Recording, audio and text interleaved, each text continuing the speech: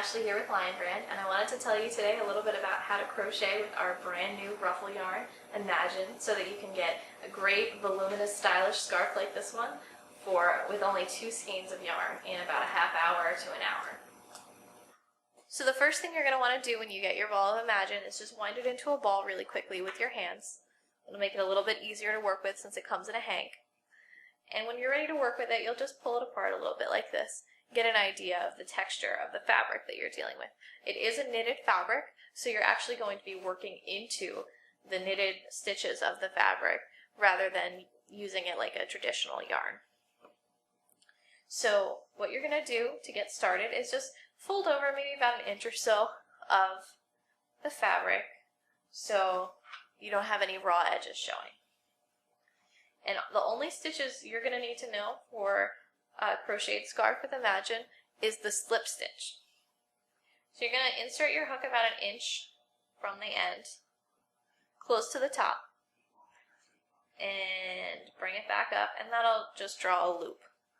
Okay, and then you're going to just insert your hook one more time and then come up through another stitch and draw another loop. And then you're just going to slip stitch. And then you'll go about another inch or so down the fabric and draw up another loop. And once again, you're just going to slip stitch. And you'll just keep going this way until your skein has run out, actually. Just keep going an inch of the way down. And you'll see pretty quickly the ruffle developing.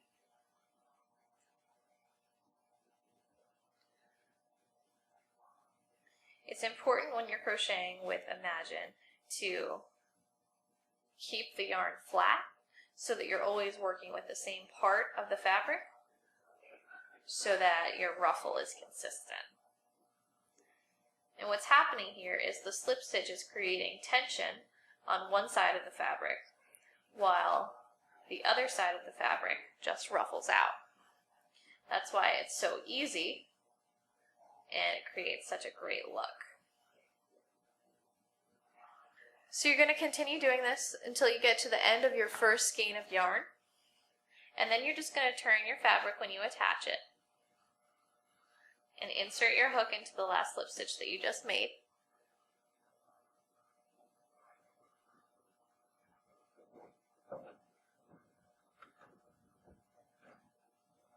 And then you're going to insert your hook into the fabric of Imagine once again, just like you were doing before. Draw up a loop and pull it through that slip stitch. And you're going to do that all the way down the yarn. Again, doing it about in each slip stitch, but picking up a piece of the fabric about every inch or so.